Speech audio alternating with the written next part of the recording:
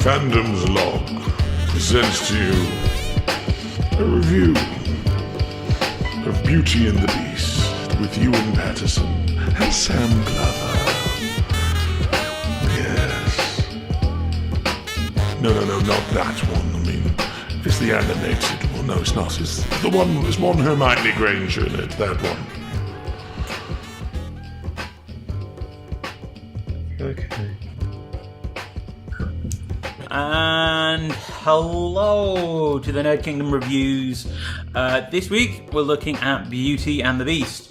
Joining with me today is Sam Glover. It's a tale as old as time. Oh, classic.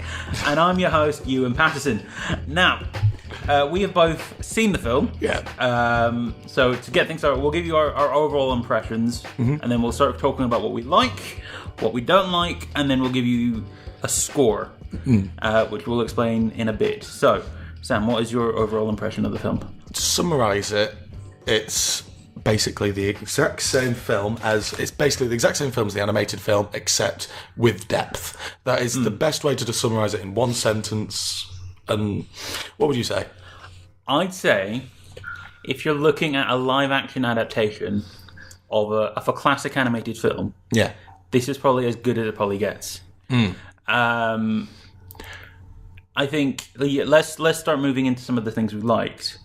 I like, for me, I liked the kind of some of the depth. This film seems to provide a bit more of an explanation for like motive, for reasons that they're there in the original animated Disney film, because we're not talking about any version of Beauty and the Beast other than Disney today.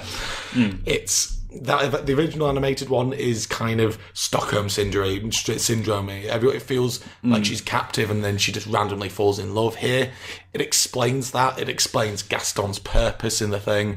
It explains everything, which is good. And in doing that, it does miss out on a few songs, but it also, there's some really heart-wrenching moments that I really love. This is a spoilers review, so we can go into some of it. The bits that I really liked are the background to the Beast. Yeah. You actually know who he is. If you're actually paying attention, you can actually get a name for him this time. And there's a human element to him in this one. It's like he cracks jokes, and I mean there's a bit that I'll get to in a moment when we start talking about some of the stuff that we didn't like. But I felt quite a lot of it was done very well. I like the way that they used LeFou in this one as well. LeFou was a really interesting element. I loved LeFou in this one. I felt so sorry for him. It gives him good reason, and LeFou is a good thing in the film. But I'm going to also put some of my thoughts in a pin for what is lost because of that adaptation. It's good. I'm not saying there's anything wrong with that, because that was also a character that was very controversial, and I'm really happy they gave that character purpose, motive, and at the end they gave him reward as well, which was the most important part of that. This was definitely a fantasy film as well. The idea of how much diversity there was in the cast. Technically no diversity in the leading parts, but I'm just going to push past that for a second. I think I also like the stuff with Belle's mother, because she was just a sideline character. She never was mentioned. I think the only thing anybody knew about her is that, and this is like showing deep core Disney nerd in me. Yeah, there's a picture of her and Belle as Belle's like a baby at Disneyland. When you go to Belle's cottage in Disneyland in Florida. Oh wow, that's how deep cut it is. I was going to say this film feels more like a Disney attraction than a Disney film. It feels like the love child of a Disneyland theme park ride and Les Mis, if you get what I mean. Yeah, I mean, I think one of the other good things that I came out of the film with was Gaston. Oh, that was good. Gaston as a villain, he's got so much more depth in this version, like you said, because you can see he's not just a brute. There's that bit when they're in the forest. It reveals so much about his backstory. And it's just LeFou's like, go back to the war where there were death and explosions and Yeah. widows, and it calms him down, and the guy is a psychopath. Trying to work out which side is Gaston on. He's got a red coat, and I can't figure out, because traditionally, about rough, I'm not sure what time period this is meant to be set in, because explosions kind of suggest it may have been slightly Napoleonic, which makes no sense. I don't know. I'm going to move on, but he's got a red coat. He's a red coat. But at the time, but It's. I mean, I think the fact that they said he's a captain, it explains so much more about his personality. that Gaston's is a very powerful motive of the whole film, and there's just the whole. He's not just doing it through arrogance, but at the same time, there's a part of Gaston that was lost. That again, it's all part of this one big point I've got for a negative, which I'll say for later if you're doing it that way. But yeah, what they made him into was justified. It made sense. There was so much little detail, which him being a captain, but he's forgotten the reason why he's fighting, and part of the reason why he's become a villain is also because of this whole enchantress curse. Because the whole thing is like they actually give logic to the problem that lies in how much of a devastating factor the prince being such an evil person, then being cursed to be this beast to teach him a lesson. And you can this town has suffered. This town has suffered, and it kind of gives all this weird motive of why a lot of people are missing, why Gaston is a villain and is kind of shell shocked because he's a soldier that has no one to serve. Yeah. And that's fascinating. I love the inclusion of Mr. Potts. Yeah, I internally whooped when you have Emma Thompson's Mrs. Potts just hanging on the chandelier. Like, Mr. Potts. Also, interesting that if you put it into the original, Mr. Potts is the guy that goes Maurice, and then when he in the animated one where Maurice, crazy old Maurice, comes in, and he's like, "Who are you? Maurice, crazy old Maurice." That's Mr. Potts. There's a weird little reference. I love that that's actually a thing. Also, did you notice the Les Mis crossover in this film? It felt very Les Mis-y. No, there's an actual Les Mis actor in this film. Who? So the barkeep in Beauty and the Beast, the redhead, was the factory owner in Les Mis. He's the one that kicks Anne Hathaway out of the factory. That's cool. I'm like, is my musical theatre nerd showing? I like that. I think it might be a little bit. So I think let's move on to some of the stuff we didn't like.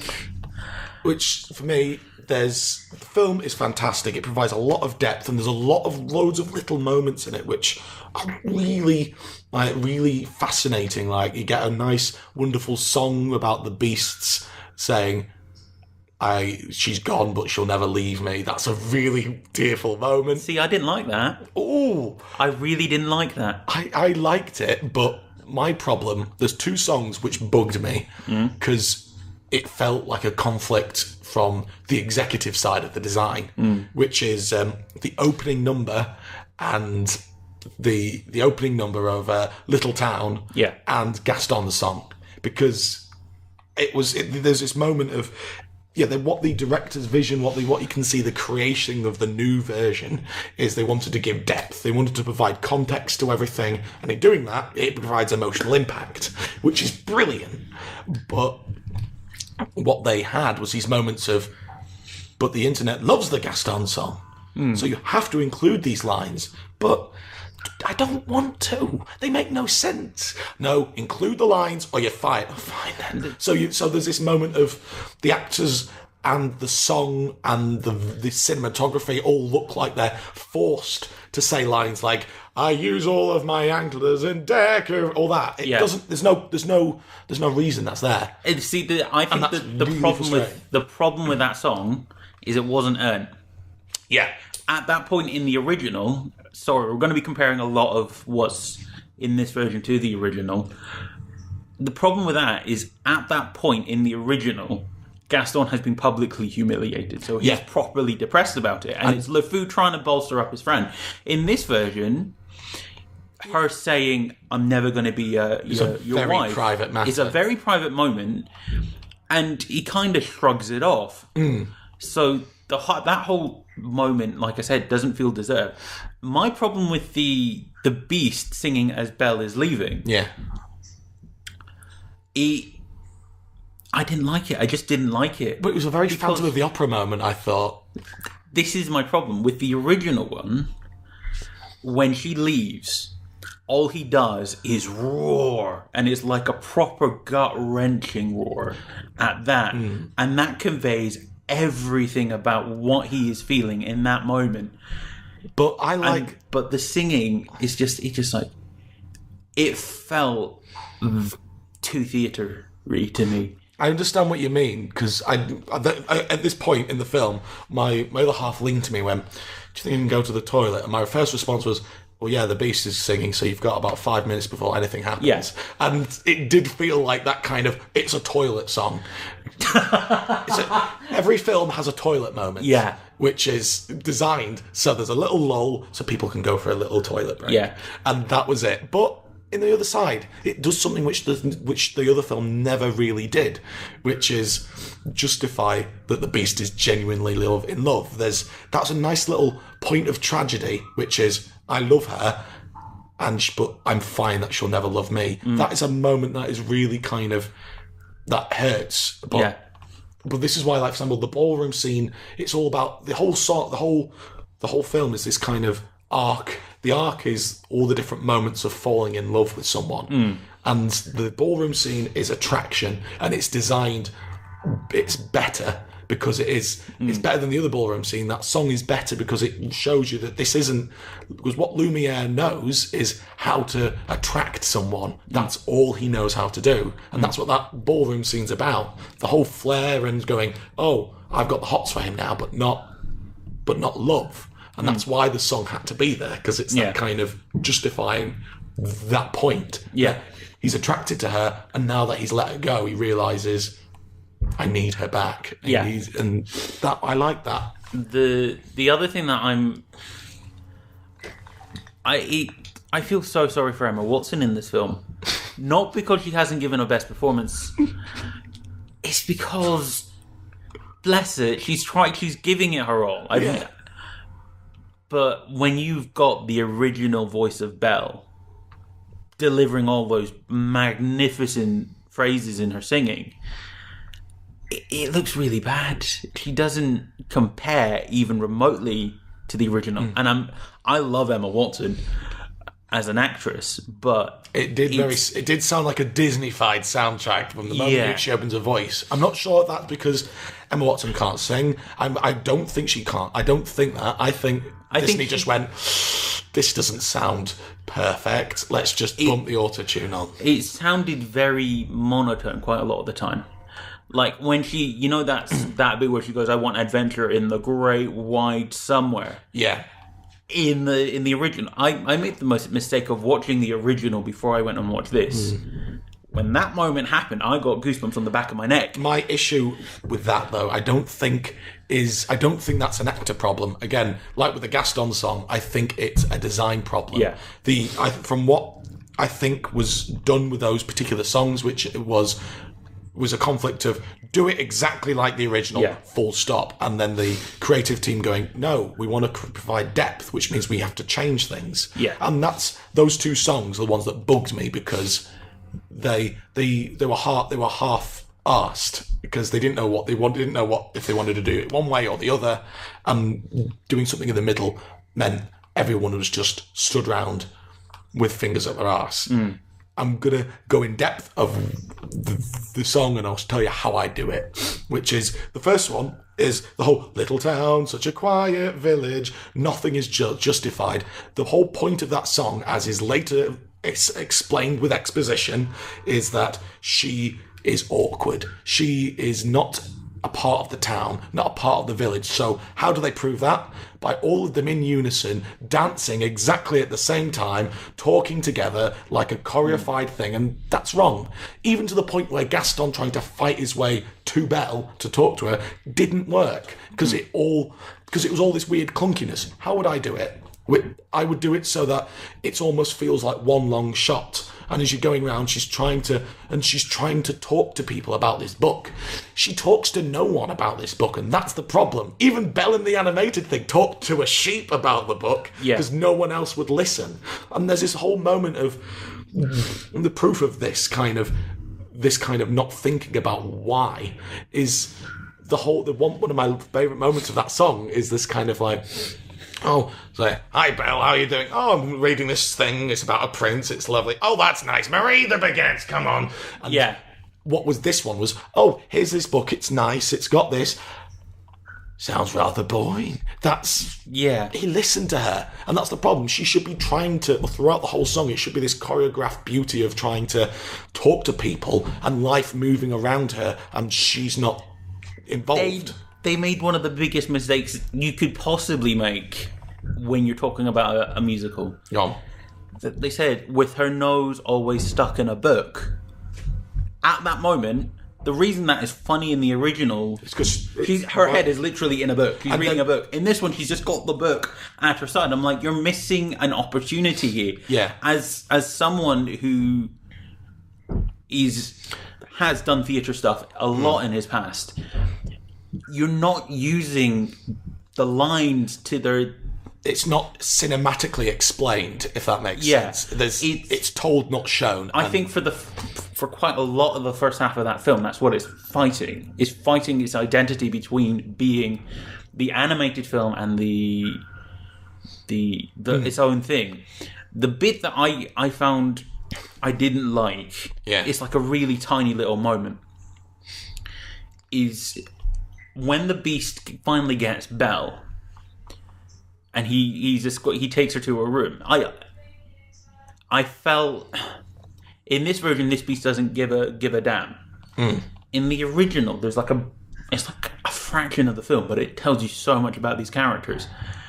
He looks back at her as he's guiding her to her room, and he just sees her crying. Yeah, and the way that they draw his face in that moment is he's ashamed.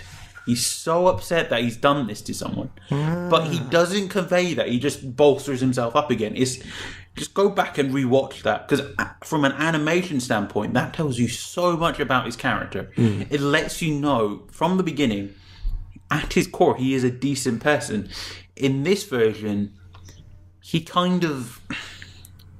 For a lot of it, he doesn't seem to give a damn until they start falling in love with each other. But I think that's in design. That's not carelessly not thought about. That's because that works. With the other, if you compare that one moment with what the prince does for the rest of that film, is he shouts for the rest of that film, and then they just go, "We're in love now." So there's no emotional growth with that Beast other than small moments. In this, he actively doesn't care because of the fact he was selfish, and then he was selfishly moaning about his problems like an emo, and then at the end when he realizes I care about someone, that's why the song Justified, because it goes and says, oh damn, I actually care about people. I've ruined everything for everyone.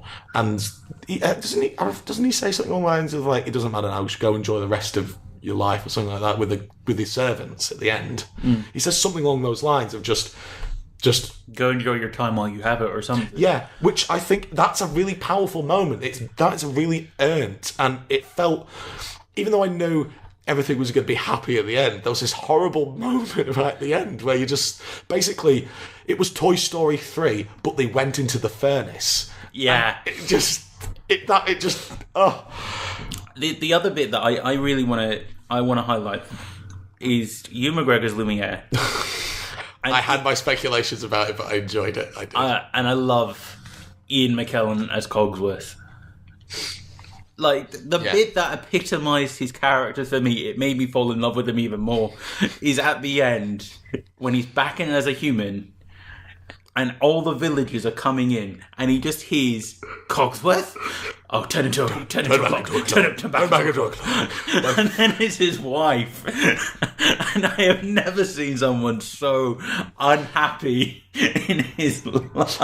I choose because Ian McKellen is he's dramatically gay, and I would like to choose that Cogsworth is gay as well. Yeah. He's just never admitted it, which is why he was happy as a clock. I don't think he was that happy as a clock, but he's just like, it's better than being married. But the other character speaking, which is LeFou, which is I love this version, this adaptation. It's better than the bumbling sidekick of the original because it gave him motive. It also batted off of Gaston, and I loved that change. But that change was one of the reasons why the Gaston song didn't work. Not saying that I'm saying because of that change, that makes the film bad. I'm saying that I wish they committed to that in the Gaston song. Again, come up with a new scene, like why I hate it, here's how to improve it. So the reason why I hate the Gaston song is because, it's not justified. There's no motive. There's no reason to say all that. The reason it should be, which they tried to allude to at the beginning of the song, which is LeFou's hitting on him. He's trying to make him feel happy. He's trying to elate him. And what they should have done then is continue down that path, which is everyone else tries to elate him. All the girls all those three girls try and hit on him and say, no, you should be with us. And that's why when Gaston's talking to the rest of the pub, there should be a massive fight, a cat fight between LeFou and them. Because the one thing that was missing was LeFou wasn't beaten up in that song. I'm not saying that I'm supporting because the reason why they cut that quite quickly probably is because they wrote in early on, I'm hoping, that LeFou was gay. So by continuing to do shot for shot the Gaston song, Gaston's gay bashing. Yeah. Which is the reason why that song was broken. Yeah. But the reason, so who'd you get to beat him up? The girls, because he's fighting over Gaston. And that was set up with the whole kind of being very catty to the girls, and they should have just committed to that. Because that was why I loved that. It was a bar brawl, and that's what we was missing. Yeah. I think let's talk about the controversy. Okay. In inverted quotes. It was barely even a minute. Yeah. It was barely even 10 seconds. It's literally LeFou dancing with another character that we've seen as Which is probably lovely. But it isn't worth people getting an uproar about it. Like my mum, I was talking to her. I went and watched it with my mum and my cousin, and both of them were like, "What's the fuss? Yeah. What's the matter?" The only thing I can think of is that there's the only thing I can think radical, like radical anti-homosexual groups could argue for this film is that magic can make people gay. That's the only argument I can see. Even then, it's just a ridiculous argument. It's a ridiculous argument. My reason being is the cupboard puts someone the cupboard defeats someone by cross-dressing them, and then they enjoy it. That is a really wonderful moment, and also it means it's a nice little arc for LeFou at the end as well. But yeah. So let's talk about how you would rate it now. If you were Okay. What would you give this if you were like buying it? Okay. It came out in a plush Blu-ray with a nice sleeve and a whole bunch of extras. How much would you pay for it? The amount of money I would say to people to invest in this is a good film. Again, my highest rating in my head has always been Avengers with £50 because that is a good film. You should always have that film ready. And this one, it's good. It's better than the original. I would always watch this version instead, which is strange, but yeah, I would prefer this version. So I'd say £20. I'd say £20, which it would be. If you were really wanting to invest in it, that's a cinema ticket and a DVD when it's cheap. A DVD when it comes out. See, I'm of the opinion I like this version. Don't get me wrong, I really did enjoy this version. I had a lot of fun with it. But I felt there were things in the original that it just did better. I I felt this one felt very bloated in moments. It went on for too long, and I'm like, you're taking too long in this moment. Like that, there's like a song, one of the new songs that they've added, where they're going around everybody in the castle, and they're talking about what they want, and I'm like, it's nice. I get a little bit more character development, but it's not. It just felt like it was there for them to probably get an Oscar nomination later in the year. That is what it felt like. The same with the Beast song. It felt... Interesting point. I find that I love that they cut the same song twice. Yeah. Like, because in the original, there's a song called Human Again, which is between... What? So sorry, I'm going to have to cut all this out. Like, shut up. There we go. But yeah, there's a song called Human Again, which is meant to go between... Sorry. In the original, there's a song called Human Again. That's this song between the winter song and the ballroom scene, which is the servants going, "Oh, we can see it coming now. We'll be human again," which you can hear in the original animated thing. The song being built up in the bathroom scene, the da da da da da da da da da da da, and then it just moves on. Yeah, and there's that thing never comes back. Well, it's in the extended cut. And it's in the when they did it on theatre. But the best part is, you listen to the bathroom scene in this, and da da da da da da, da da da da da da, and then So I would probably buy this for about £17. Price of a cinema ticket. Yeah, because it does its job adequately. Not. It does what it has to do, but I don't feel the need to go back and watch it again.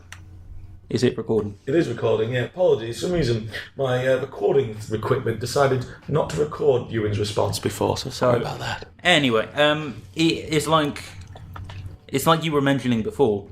Yeah. It's like a going to the Disneyland theme parks. It's fun while you're in there, you're enjoying it, and you're left with the memory of it, and maybe a couple of nice pictures. Yeah. But that's about it. Yeah, it's not collectible. Yeah.